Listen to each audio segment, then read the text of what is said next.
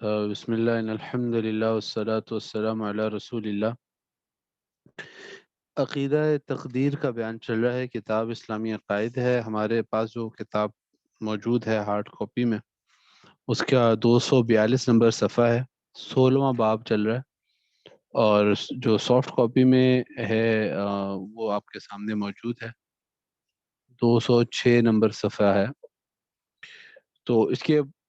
موٹا موٹا یہ تھا کہ ہر چیز اللہ نے طے کی ہوئی ہے، اللہ تعالیٰ کے حکم سے ہو رہی ہے، اللہ کے علم میں ہے، اللہ کے کرنے سے ہو رہی ہے۔ پھر سوال اس طرح کے ہوئے تھے کہ اگر اللہ کو جان پتہ ہے تو پھر ہمارا عمل کا کیا فائدہ، یا اس کے اوپر ساری بات ہو گئی تھی۔ اب یہاں پر یہ ایک ہے دوسرا اشکال، یعنی ایک اور سوال ہوتا ہے، وہ یہ ہے کہ ہمارا ایمان ہے کہ خدا تعالی عالم کل اور عالم الغیب ہیں، عالم الکل اور عالم الغیب ہیں، سب کو جانتے ہیں اور جو کچھ پوشیدہ اس کو بھی جانتے ہیں۔ اس کا عالم الغیب ہونا اس بات پر بھی دلالت کرتا ہے کہ اسے مستقبل کے ہر چھوٹے سے چھوٹے واقعے کا علم حاصل ہے، لہٰذا ہر کام کے لیے ایک طریقہ کار قبل از وقت مقرر ہو گیا۔ پھر اگر زید نے بکر کے قتل کا ارادہ کیا تو اللہ تعالیٰ کو اس کی بھی خبر تھی، اور اس نے بکر کو قتل کیا، اللہ تعالیٰ علم، یعنی اس سے ازل ہی سے معلوم تھا کہ زید بکر کو قتل کرے گا، اور اسی طرح کام کو ہونا چاہیے تھا، ورنہ علم الہی باطل ٹھہرتا۔ جب ہم خدا تعالیٰ کے اس علم غیب کو ہر انسان کے مستقبل پر منضبط کرتے ہیں تو ہمیں انسان کو مجبور محض ماننا پڑتا ہے کہ خلاصہ یہاں تک یہ بات کا ہوا کہ اللہ تعالیٰ ہر چیز کو جانتے ہیں، اور اللہ تعالیٰ کے علم کے بغیر کوئی چیز ہو نہیں سکتی، اور جو چیز اللہ کے علم میں پہلے سے ہے اس کے خلاف ہو نہیں سکتا، ورنہ اللہ تعالیٰ کا علم غلط ہو جائے۔ تو اس سے کیا یہ ثابت ہوتا ہے کہ انسان مجبور ہے، پھر اس کے بعد سے کوئی اور آپشن ہی نہیں رہی؟ یہ ایک سوال ہوتا ہے۔ اور خدا تعالیٰ کے عالم الغیب ہونے کی صفت پر ایمان رکھنا فیٹلزم یعنی جبریت کو ماننے کے مترادف ٹھہرتا ہے۔ اب اس جبریت کا نام سنتے ہی ہم اپنے آپ کو اس عقیدہ سے بری و ذمہ قرار دیتے ہیں اور کہتے ہیں کہ نہیں، اپنے افعال میں ہم خود مختار و ذمہ دار ہیں، جیسا چاہیں کر لیں۔ اس حالت میں خدا کو ہمارے افعال کے علم سے نعوذ باللہ خالی ماننا پڑتا ہے، کہ اگر اللہ تعالیٰ کو پہلے سے علم ہے تو ہم مجبور ہیں، اور اگر ہم مجبور نہیں ہیں تو اللہ کو پہلے سے نعوذ باللہ علم نہیں ہے۔ تو یہ ایک ذہن میں اشکال آتا ہے۔ اس کا جواب یہ ہے کہ یہ یقین ہے کہ اختیار کا وجود بدیہی بلکہ حسی اور مشاہد ہے، اور جو چیز یقینی، بدیہی اور حسی ہو، اس کی مخالفت میں اگر یقینی دلیل کو لائیں تو بداہت و حس کی نفی نہیں کریں گے، بلکہ دلیل کو غلط کہیں گے اگرچہ دلیل میں غلطی کی تعین نہ کر سکیں۔ یہ بڑی اہم بات ہے، اس کو ذرا دوبارہ غور سے سن لیں کہ ہمیں یہ یقین ہے کہ اختیار کا وجود ہے۔ دیکھیے، کیونکہ اس کا تعلق تو ہمارے اپنے ذات کے ساتھ ہے نا۔ ہم کوئی بھی کام کرتے ہیں، کیا ہم اپنے آپ کو مجبور سمجھتے ہیں کہ یہ کام مجھے پیاس لگی میں نے پانی پی لیا؟ کیا پانی پینے کے اندر مجھے کسی نے مجبور کیا؟ میں نے اپنے پانی پینے کو کیا ایسے سمجھا کہ کسی نے مجھے ایسے کہ کوئی بندہ کسی فٹ بال کو ٹھوڈا اور کک مارے تو وہ جس کی حرکت جیسے مجبوری کی حرکت ہوتی ہے، اپنی قوت اور اپنے اختیار سے نہیں ہوتی، تو کیا میں نے کوئی بھی کام کیا آج صبح سے اپنے آپ کو اس طرح کا مجبور مانا؟ نہیں۔ ظاہر ہے یہ تو یقین ہے کہ اختیار کا وجود بدیہی، حسی، مشاہد ہے، اس کا ہم نے مشاہدہ کر رہے ہیں، اور جو چیز یقینی، بدیہی اور حسی ہو اس کی مخالفت میں اگر غیر یقینی دلیل کو لائیں تو بداہت اور حس کی نفی کریں گے، بلکہ دلیل کو غلط کہیں گے اگرچہ دلیل میں غلطی کی تعین نہ کر سکیں۔ اگر اس کی مثال آگے دیں گے کہ اگر جس طرح پہلے بھی انہوں نے ایک مثال دی تھی پچھلے سبق میں، کہ بہت سی ایسی چیزیں ہوتی ہیں کہ انسان اگر وہ بداہتاً اس کو معلوم ہوتی ہیں، لیکن اگر ان کی دلیل پوچھے تو دلیل سے اس کو سمجھانا مشکل ہو جاتا ہے۔ جیسے وہ مثال آئی تھی کہ ایک بندے کے ذہن میں کئی خیالات آتے ہیں، تو اگر وہی پورے چورے خیالات آتے ہیں، کہاں سے ٹھہرتے، کہاں پہ اسٹوریج کہاں پر ہے، اگر ایک انسان کے ذہن میں سارے خیالات موجود ہیں تو ایک وقت میں اتنا خیالات رہتے کیسے ہیں، ادھر ان کے دماغ میں اوپر نیچے ہوتے ہیں کہ مکس ہو جاتے ہیں، تو مکس ہوتے ہیں تو آپس میں خلط کیوں نہیں ہو جاتے؟ اس طرح کے سوالات ہوتے ہیں، تو ایک بدیہی چیز بھی نظری بن جاتی ہے۔ تو اسی طرح ایک بدیہی چیز کا ہمیں پتہ ہے، ایک چیز کا مشاہدہ کر رہے ہیں، اور لیکن اگر اس کے دلیل سے کو ثابت کرنا چاہے تو دلیل اور طرف جا رہی ہے، تو ہم کہیں گے ظاہر ہے دلیل کے اندر کوئی غلطی ہے، ہم دلیل کی بھی غلطی فی الحال پکڑ نہیں پا رہے، ہمارے جو کیلکولیشن ہے اس کی غلطی ہم پکڑ نہیں پا رہے، لیکن ہم لوگ اتنا تو پتہ چلتا ہے کہ نتیجہ یہ نہیں نکل رہا۔ مثلا اگر ریاضی کی دلیل سے معلوم ہو کہ فلاں تاریخ فلاں وقت فلاں مقام میں پورے سورج کا گہن ہوگا، ہاں دوسرا اکلپس ہو، تو ہم لوگ پہلے حساب لگا کے پہلے پتہ چل جاتا ہے حساب لگانے سے، لیکن مثال کے طور پر ایک وقت ہوا کہ انہوں نے کہا جی آج 10:13 پر سورج گرہن ہوگا، تو پتہ چل گیا سورج گرہن، لیکن مشاہدہ سے گہن کا عدم وقوع ثابت ہو، جب 10:13 ہوئے تو کوئی سورج گرہن نہیں ہوا، جب اب ایک بندے نے کہا یعنی کہ سارے ریاضی دانوں نے سائنس دانوں نے مل کر کہا کہ 10:13 میں سورج گرہن ہوگا، لیکن اب 10:13 پہ بندہ باہر کھڑا ہوا ہے اور سورج اس کو پوری آب و تاب کے ساتھ نظر آ رہا ہے، اپنی شان کے ساتھ نظر آ رہا ہے، کوئی اس کو گرہن نہیں لگا، تو مشاہدہ کو غلط نہ کہا جائے گا، بلکہ یہی کہیں گے کہ حساب میں غلطی ہو گئی۔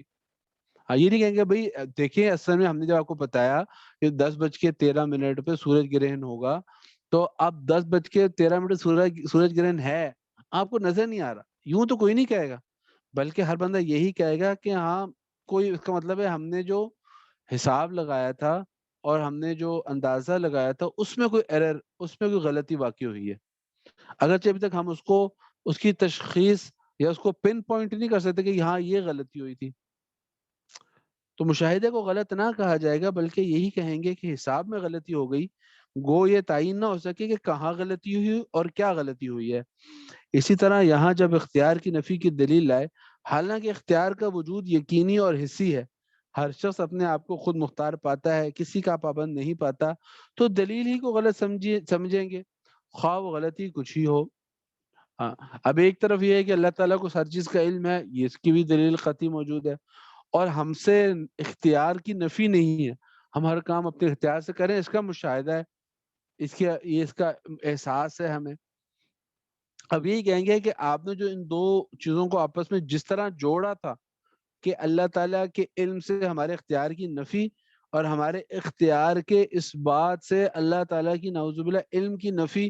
ان دونوں کو جوڑ ہی ٹھیک نہیں ہے، یعنی جوڑ کس طرح ٹھیک نہیں ہے کہ حالانکہ ہم دیکھ رہے ہیں کہ اللہ تعالیٰ کو ہر چیز کا علم بھی ہے، اس کی دلیل بھی ہے، اور اللہ تعالیٰ کو جب علم ہے اور ہمارا اختیار پھر بھی ہم سے نہیں چھینا جا رہا، ہم بالکل جماد محض اور مجبور محض کی طرح نہیں ہے، تو دونوں چیزیں اپنی جگہ ہیں، لیکن ہم نے یہ سوال کے اندر جو ان دونوں کو جس طرح جوڑا گیا تھا وہ جوڑنا ٹھیک نہیں تھا۔ مثلا اشکال میں مذکور دلیل میں یہ غلطی ہے، اب غلطی کی ان کی نشاندہی کرنی ہے، وہ کیا ہے؟ غلطی یہ ہے کہ علم باری تعالیٰ جو واقع قتل کے ساتھ متعلق ہوا ہے کہ یہ قتل قاتل کے اختیار کے ساتھ ہوگا، تو اس سے تو اختیار کا وجود اور زیادہ موقع ہو گیا نہ کہ معدوم، ورنہ اللہ تعالیٰ کے علم کے خلاف لازم آئے گا کہ اللہ تعالیٰ کے علم میں ہے کہ قاتل اپنے اختیار سے قتل کرے گا، جبکہ مذکور دلیل کی بنا پر لازم آئے گا کہ قاتل محض مجبور ہو کر قتل کرتا ہے۔ آپ نے یہ مان لیا کہ اللہ تعالیٰ کو، یعنی کہ اشکال والوں کو ہم یہ کہیں گے کہ اللہ تعالیٰ، آپ نے یہ مان لیا کہ اللہ تعالیٰ کو علم ہے کہ بندہ قتل کرے گا، حالانکہ ہم کہتے ہیں پوری بات یہ ہے کہ اللہ تعالیٰ کو اس بات کا علم ہے کہ یہ بندہ اپنے اسباب کو پورا کام میں لا کر اپنے پورے اختیار کو استعمال کر کر ذرا بھی اپنے آپ کو مجبوری حالت سے بری ہو کر، یعنی کہ ذرا بھی اپنے آپ کو مجبور محسوس نہ کرتے ہوئے قتل کرے گا، تو اس کے اندر دونوں چیزوں کے ہو گئے کہ اللہ کو علم بھی تھا،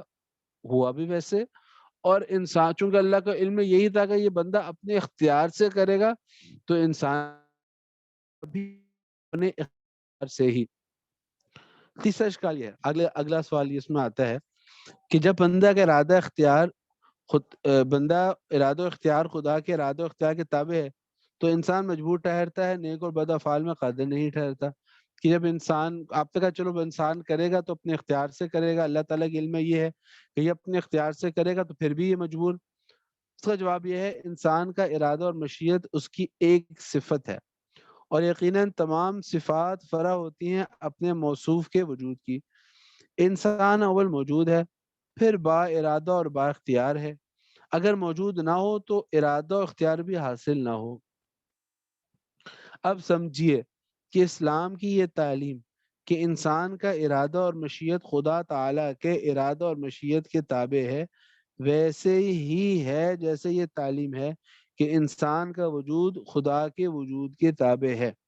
جس طرح انسان کا وجود بغیر وجود الہی کے نہیں ہو سکتا، اسی طرح اس کا ارادہ یعنی انسان کا بغیر ارادے خداوندی کی نہیں ہو سکتا،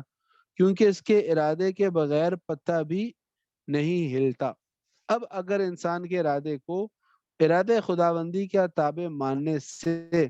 انسان کا مجبور ہونا اور اس کے ارادے کا معدوم ہونا لازم آئے، تو چاہیے یہ کہ انسان کے وجود کو خدا کے وجود کا تابع ماننے سے انسان کے وجود کا معدوم ہونا بھی لازم آئے، کیونکہ جبر اور اصرار اسی طرح ارادہ و اختیار کی ضد ہے جس طرح عدم وجود کی ضد ہے۔ حالانکہ انسان کے وجود کا وجود الہی کے تابع ہونا ہر عاقل تسلیم کرتا ہے، اور باوجود تابع ماننے کے سب اس کو موجود کہتے ہیں، تو اس کی کیا وجہ کہ انسان کے ارادہ و اختیار کو خدا کے ارادہ و اختیار کے تابع ماننے سے اس کا مجبور اور مسترد ہونا لازم آئے۔ اب یہ میں نے پورا پڑھ دیا، اس کا خلاصہ میں آپ کے سامنے عرض کر دیتا ہوں۔ خلاصہ یہ ہے کہ ایک ہے انسان سوچتا ہے کوئی چیز، ارادہ کرتا ہے اور ایک کام کرتا ہے۔ اب یہ اس کی ایک صفت ہے، اس کا اپنے ارادہ اور اختیار سے کام کرنا اس کی صفت ہے۔ اب یہ صفت کسی ذات کے اوپر لاحق ہوتی ہے، وہ ذات ظاہر ہوگی، اگر انسان موجود ہوگا تو اس کی صفات ہوں گی، اگر انسان ہی نہیں ہوگا تو وہ انسان کیسے کام کرے گا؟ تو پہلے انسان کو اگر ہمیں اختیار ماننا ہے تو اس کے لیے لازمی ہوگا کہ انسان کے وجود کو مانے، اور اگر انسان موجود نہیں ہوگا تو پھر اس کو اختیار بھی نہیں ملے گا، ظاہر ہے۔ یہ بات تو ایک اس کا یہ ہو گیا۔ اب بات یہ ہے کہ انسان کا ارادہ اور مشیت اللہ تعالیٰ کے ارادہ اور مشیت کے تابع ہے، ویسے ہی ہے جیسے یہ تعلیم ہے کہ انسان کا وجود خدا کے وجود کے تابع ہے، کہ اگر انسان موجود ہوگا، موجود ہے، تو اس کا کیا مطلب ہے کہ اللہ تعالیٰ ہیں جس نے اس کو پیدا کیا، تو انسان کا وجود بعد میں ہے، تابع ہے اللہ تعالیٰ کے وجود کے۔ اب جس طرح انسان کا وجود بغیر وجود الہی کے نہیں ہو سکتا، اسی طرح انسان کا ارادہ بغیر ارادہ خداوندی کی نہیں ہو سکتا، کیونکہ اس کے ارادے کے بغیر پتہ بھی نہیں ہل سکتا۔ اب اللہ تعالیٰ کا ارادہ ہوا تو اس بندے نے کوئی ارادہ کیا، اور اگر اللہ تعالیٰ کا ارادہ نہیں ہوگا تو اس بندے کا بھی ارادہ نہیں ہے۔ تو خلاصہ یہ ہوا کہ اللہ کی ذات ہے تو اس انسان کو پیدا کیا، اور یہ انسان جو ارادہ کر رہا ہے، اللہ کا ارادہ ہے تو یہ ارادہ کر رہا ہے۔ اگر بات یہ ہے کہ اگر انسان کے ارادے کو اب یہ بات تو یہاں تک ثابت ہوگی، اب آگے چلتے ہیں کہ اگر انسان کے ارادے کو ارادے خداوندی کے تابع ماننے سے انسان کا مجبور ہونا اور اس کے ارادے ہونا تو چاہیے کہ انسان کے وجود کو خدا کے وجود کا تابع ماننے سے انسان کا وجود بھی لازم ہونا، معدوم ہونا لازم ہے۔ تو جب اللہ کے ارادہ ہے تو انسان کا ارادہ ہے، اللہ کا ارادہ ہے اور انسان کا ارادہ پھر ختم ہو جاتا ہے، کیوں؟ اگر اللہ نے ارادہ کیا کہ بندہ ایک کام کرے تو اس کا مطلب ہے انسان اپنے ارادے سے وہ کام نہیں کر رہا۔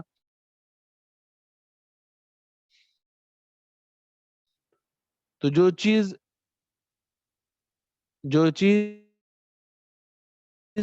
تابع ہے اس کے جو مطبوع ہے، جو صفت ہے، جو اصل ذات ہے، صفت کے وجود کی وجہ سے، کہ یعنی اگر ایک تو اس کی صفت کا وجود نہیں ہو سکتا، یعنی انسان مان لیا ہم نے وما تشاؤون الا ان شاء اللہ رب العالمین کہنا بھی آتا ہے، لیکن اگر اس سے یہ بات ثابت ہوتی ہے کہ چونکہ اللہ کا ارادہ ہے لہذا انسان کا تو وہ تو انسان کا ارادہ اللہ کے ارادے کے تابع ہے، تو انسان کا کوئی ارادہ ہے ہی نہیں، اپنے ارادے سے کر ہی نہیں رہا۔ تو اسی طرح یہ بات بھی پھر ماننی پڑے گی کہ انسان چونکہ اللہ کا وجود ہے اور اللہ نے انسان کے وجود کو بنانا ہے، تو پھر انسان کا وجود بھی نہیں ہوگا۔ تو جب یہ ظاہر ہے ہمارا وجود، ہم اپنے وجود کو محسوس کرتے ہیں اللہ کے وجود کے باوجود، تو اسی طرح ہم اپنے ارادے اور اختیار کو محسوس کرتے ہیں کہ ہم جو کام کر رہے ہیں اپنے ارادے اور اپنے اختیار سے کر رہے ہیں، اگرچہ اللہ کا ارادہ اور اختیار بھی ہے، اصل اللہ کا ارادہ اور اختیار، لیکن ہم جو کام کر رہے ہیں اپنے ارادے سے اور اپنے اختیار سے کر رہے ہیں۔ آگے پڑھیں جی، چوتھا اشکال۔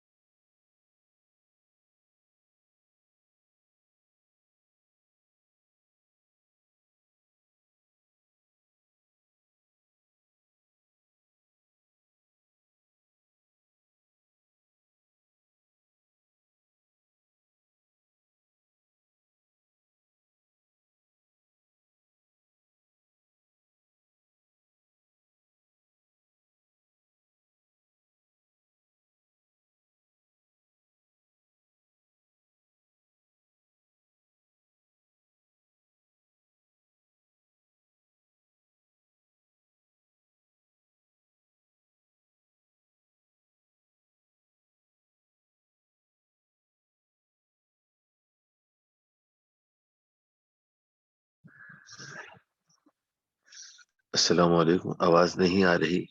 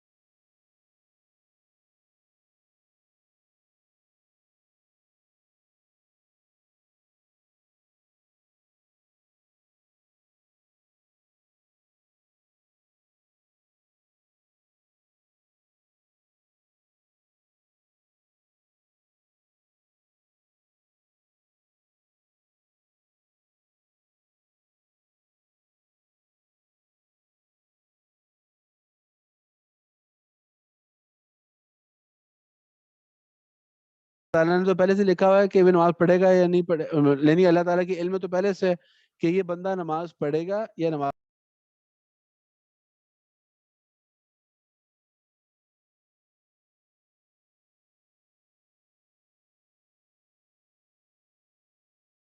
تو یہ جو بات ہے کہ ہم دعا کیوں مانگیں، یہ دعا کیوں مانگیں، اس کا جو ہے کہ اللہ تعالیٰ کو پہلے سے پتہ ہے کہ یہ کام ہونا ہے یا نہیں ہونا، اگر ہونا ہے تو ویسے بھی ہو جانا ہے، نہیں ہونا تو دعا مانگنے کا کیا فائدہ ہے۔ اس کا جواب میں دوبارہ عرض کر دوں، ایک تو یہ ہے کہ ہمیں پہلی بات تو پتہ ہی نہیں ہے کہ ہمارے لیے کیا مقدر ہوا ہے، اسے ہمیں دعا مانگنی ہی مانگنی ہے۔ دوسرا یہ ہے کہ انسان کی اپنی خلقت، فطری طور پر، جبلی طور پر انسان کی ہے کہ میں اللہ سے مانگوں، اور دوسرا شرعی طور پر بھی اللہ نے اس کو پابند کیا کہ بھئی تم دعا مجھ سے مانگو۔ تو انسان کو تو وہ کام کرنا چاہیے جس کا اس سے مطالبہ کیا جا رہا ہے، وہ کام کرے۔ تیسرا یہ بات ہے کہ اللہ تعالیٰ نے بعض نعمت دے گا تو یہ چیز مل جائے گی، دعا نہیں مانگے گا تو نہیں ملے گی، تو اس لیے ہم اگر دعا مانگیں گے تو وہ مل جاتی ہے، نہیں مانگیں گے تو بعض اوقات نہیں ملتی۔ یہ اللہ نے پہلے اس کو لکھا ہوا اس طرح ہی ہوتا ہے۔ اور پھر بات یہ ہے کہ اگر دنیا میں وہ چیز پوری نہیں ہوئی جو ہمیں مثال دی کہ بندہ نماز پڑھنا، اس کا اگر پہلے سے اللہ کو پتہ ہے کہ اس نے نماز نہیں پڑھنی، یا اس کو اللہ کو پتہ ہے اس نے نماز پڑھنی ہے، لیکن کیا مطلب وہ نماز پڑھے گا تو ثواب نہیں ملے گا، یا نماز نہیں پڑھے گا تو گناہ نہیں ہوگا۔ اسی طرح اللہ کو تو پہلے سے پتہ ہے یہ چیز ملنی ہے یا نہیں ملنی، لیکن اگر اس کی چیز میں مقدر میں نہیں لکھی ہوئی، لیکن وہ اللہ سے الحاح و زاری کر کر اور اللہ سے رو دھو کر وہ چیز مانگ لیتا ہے، تو تو اس کو اس کا پھر مقصد یہ ہے کہ اس کو اس کا جو بدلہ ہے وہ ثواب کی صورت میں، جنت کی صورت میں، اللہ کی رضا کی صورت میں آخرت میں ملے گا۔ بلکہ بعض روایات میں تو آتا ہے کہ جب انسان دیکھے گا کہ اس کی اتنی دعائیں مانگی اور اس کو وہ کچھ نہیں ملا جو اس نے مانگا تھا، تو بلکہ اللہ نے اس کے بدلے میں دعا مانگنے کا جو بدلہ آخرت میں رکھا ہوا تھا کہ اس نے مجھ سے مانگا ہے، تو اس کا جب اتنے وہ بڑے بڑے ثواب دیکھے گا تو اس کو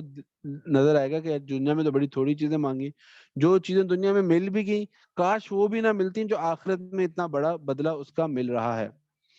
آخر میں چند لائنیں ہیں، انشاءاللہ اس کو پہلے کل کر لیں گے، کر لیں پورا اجازت ہے؟ تو پھر یہ اجازت مل گئی، پورا کر لیتے ہیں۔ مثال کے طور پہ اس کا سوال ہے بعض اعمال مثلا دعا سے تقدیر اور قضاء کا بدل جانا۔ اب بعض روایات میں آتا ہے خلاصہ یہ کہ بھئی اگر ایسا کرو گے تو اللہ کی تقدیر بدل جائے گی، اللہ دعا کے علاوہ کوئی چیز تقدیر کو نہیں بدل سکتی، اس طرح کی جو باتیں آتی ہیں، یہ کام کرو گے تو عمر میں اضافہ ہو جائے گا، اس کا کیا مطلب ہے؟ ایک حدیث میں آتا ہے کہ لا يرد القضاء الا الدعاء، دعا قضاء کو پھیر دیتی ہے۔ تو جاننا چاہیے کہ تقدیر کے دو درجے ہیں، ایک تقدیر مبرم ہے جو اٹل ہے اور اس میں کوئی تغیر اور تبدل نہیں ہوتا، اور دوسری تقدیر معلق ہوتی ہے، یعنی وہ تقدیر جو کسی عمل کے ساتھ معلق ہو۔ اس کی تفصیل آگے بتاتے ہیں۔ اس کی تفصیل یہ ہے کہ اللہ تعالیٰ بعض چیزوں کو جب فرشتوں کو نافذ اور جاری کرنے کے لیے بتاتے ہیں تو ان کے بارے میں یوں ذکر ہوتا ہے کہ فلاں شخص کے ساتھ ایسا معاملہ کرنا ہی ہے، دعا کرے یہ صدقہ کرے تو اس کے ساتھ ایسا معاملہ کرنا، یہ تقدیر معلق کہلاتی ہے۔ کہ اللہ تعالیٰ نے تقدیر جب بتایا فرشتوں کو تو ایسے ہی بتایا، لیکن اس سے اگلی بات یہ ہے کہ اللہ تعالیٰ کے علم اور ارادے میں ہوتا ہے کہ بالآخر وہ بندہ کیا کام کرے گا، اور اس کے ساتھ بالآخر یعنی فائنلی یہ معاملہ کیا جائے گا، وہ اللہ کے علم میں ہوتا ہے۔ یہ تقدیر مبرم کہلاتی ہے۔ تقدیر معلق کے درجے میں تو تغیر اور تبدل ہو سکتا ہے، لیکن تقدیر مبرم کے درجے میں کچھ تغیر اور تبدل نہیں ہوتا۔ حدیث میں جو یہ ہے کہ اللہ کی قضا کو کوئی چیز پھیرنے والی نہیں تو وہ تقدیر مبرم ہوتی ہے، جس کو ہم کہتے ہیں کہ بعض اعمال سے بدل جاتی ہے، اور جیسا کہ حدیث میں ہے لا يرد القضاء الا الدعاء، دعا تقدیر کو پھیر دیتی ہے، تو اس سے مراد تقدیر معلق ہے۔ خلاصہ یہ ہوا کہ تقدیر کی اللہ نے دو قسمیں بنائی ہوئی ہیں، ایک تو ایسی ہے کہ یہ چیز ایسے ایسے ہونی ہے، پہلے سے اللہ کو علم اللہ نے لکھی ہوئی ہے، اور جو دوسری چیز یہ ہے کہ اللہ تعالیٰ نے فرشتوں کو جب وہ کوئی کام سپرد کیا تو اللہ نے اس کو بھی ایسے کہہ لیں آپشنل رکھ دیا، اختیار دے دیا کہ اگر یہ بندہ دعا کرے اور یہ صدقہ کرے تو اس کے اوپر یہ بلا نہیں جانی چاہیے، اور اگر وہ دعا نہ کرے اور صدقہ نہ کرے تو پھر اس کے ساتھ یہ معاملہ ہونا چاہیے۔ تو اسے تقدیر معلق کہتے ہیں۔ تو جو دعا جس تقدیر کو پھیر دیتی ہے، بدل دیتی ہے، وہ تقدیر معلق ہے۔ اللہ نے پہلے سے ایسے ہی لکھا ہوتا ہے، اللہ کی تقدیر میں ہوتا ہی ہے کہ یہ بندہ دعا کرے گا تو اس کو یہ مل جائے گا۔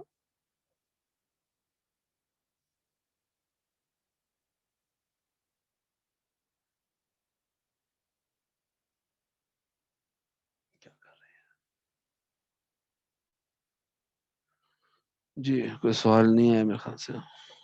آن ہے مائک؟ ٹھیک ہے انشاءاللہ کل انشاءاللہ پھر فہم حدیث کا سبق ہوگا۔ اس وقت